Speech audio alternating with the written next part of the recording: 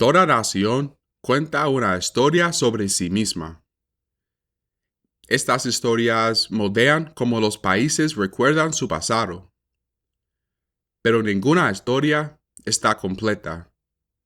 Algunas figuras son recordadas y otras quedan en el olvido. En el caso de México, la historia de las personas negras a menudo no se cuenta. Para entender esta historia, tenemos que volver al año 1519, a la primera persona negra documentada en las Américas, Juan Garrido, un hombre africano que estuvo presente durante la conquista española de México. Con el tiempo, sería reconocido por haber sembrado el primer trigo en las Américas. En los siglos que siguieron, la población negra creció. La mayoría fue traída como personas esclavizadas. Los colonizadores españoles dependían de su trabajo. Pero la esclavitud no fue toda la historia. Aquí es donde muchas veces termina su historia. Pero no fue así. Algunos escaparon, algunos se unieron a comunidades indígenas y otros formaron sus propias comunidades. Una de las más conocidas fue San Lorenzo de los Negros, fundada tras una exitosa rebelión de esclavos, un pueblo que logró su libertad y el derecho a gobernarse, el primero en hacerlo en las Américas. Hoy se conoce como Yanga.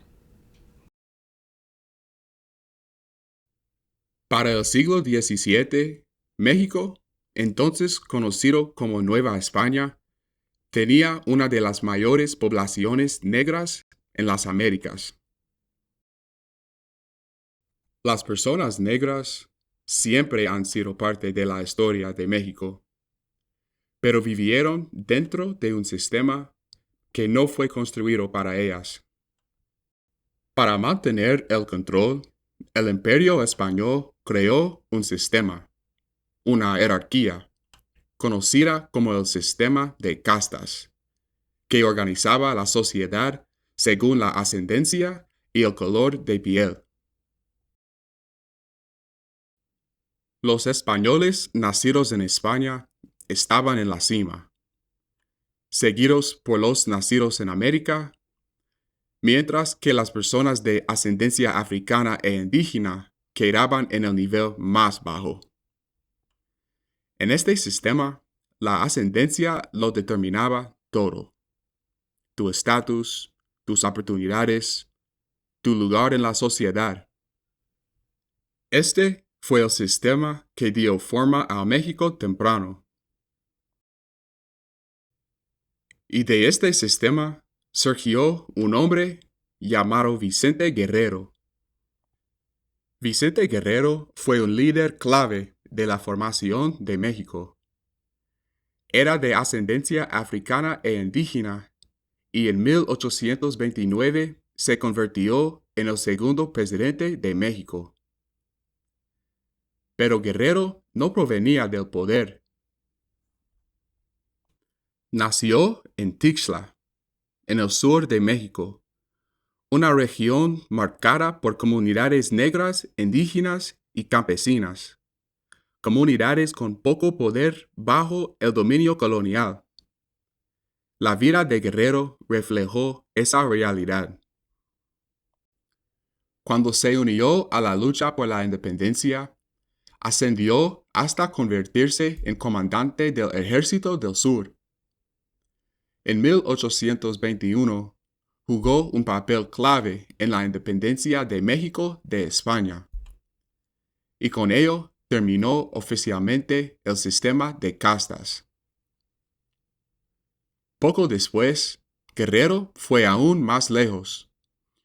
Como presidente, abolió la esclavitud en México, desafió el racismo y creó reformas que apoyaban a las comunidades campesinas. Muchos lo llamaban el padre del pueblo. Pero no todos lo veían así. Cuando Guerrero se convirtió en presidente, su identidad se convirtió en un blanco para desacreditarlo. Sus críticos lo llamaban bárbaro, ignorante, incapaz y violento. Algunos se referían a él simplemente como negro guerrero, repitiendo ideas coloniales que vinculaban la negritud con el desorden. Y por eso fue perseguido y finalmente asesinado. No existe ningún retrato confirmado hecho en la vida de Vicente Guerrero. Los registros coloniales documentan su ascendencia africana e indígena. Fue descrito de tez broncínea, alto, robusto y con grandes patillas. Pero la imagen que la mayoría conoce fue pintada años después de su muerte. Durante este tiempo y el siglo que siguió tras la independencia, México comenzó a unificarse. De esto surgió el mestizo. La idea de que la nación se formó como el resultado de la mezcla español e indígena. Y dentro de esa historia, la ascendencia africana de Guerrero era difícil de encajar. Con el paso del tiempo, mientras su legado se preservaba, Guerrero fue gradualmente blanqueado. Sus rasgos fueron suavizados y su retrato se volvió más europeo. Esto reflejaba antiguas ideas coloniales sobre la raza, ideas que colocaban lo negro en el lado opuesto de lo español. Guerrero permaneció en la historia nacional, pero sus orígenes africanos quedaron de lado. En las décadas que siguieron, la lucha por la igualdad continuó. Desde esas mismas comunidades surgieron nuevas figuras. Una de ellas fue Carmen Robles. Al igual que Guerrero, ella provenía del sur de México. Cuando comenzó la revolución, se unió a la lucha. Ella luchó junto a Emiliano Zapata y ascendió hasta el rango de oficial. En las fotografías que quedan, ella está al frente, armada, con uniforme, entre los soldados del movimiento. La fecha exacta y el evento de la foto es incierto. Pero sí es cierto es que estas unidades participaron en la toma de varios pueblos, contribuyendo a la revolución. Imágenes como esta eran muy raras para alguien de su origen, pero revelan que tenía autoridad y era respetada. Carmen Robles estaba entre el pueblo, no como espectadora, sino como participante en la lucha. Se sabe muy poco sobre Carmen Robles. Por más de un siglo, apareció bajo distintos nombres, distintas descripciones. Incluso hoy, todavía hay confusión sobre quién fue, y ha sido vinculada a personas incorrectas. Esto refleja un patrón más amplio. Las mujeres afromexicanas a menudo fueron mal identificadas, ignoradas o empujadas a los márgenes de la historia. Parte de esto viene de estereotipos coloniales.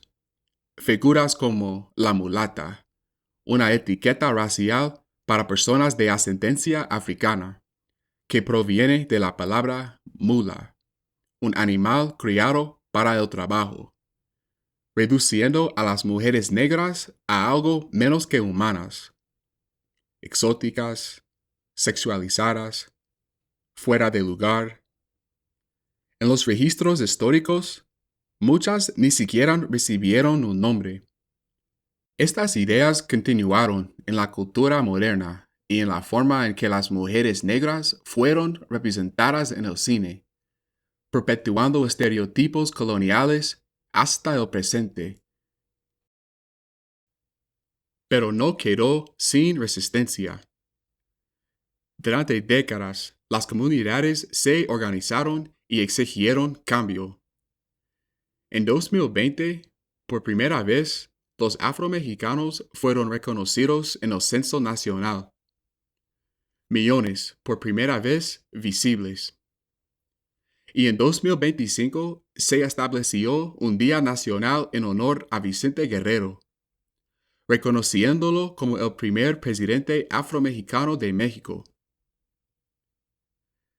Estos cambios marcan un giro, pero es solo el comienzo. Estas desigualdades provienen de jerarquías coloniales, sistemas que moldearon quién era visto, quién era olvidado y quién podía pertenecer. Los afromexicanos siempre han sido parte de la historia de México.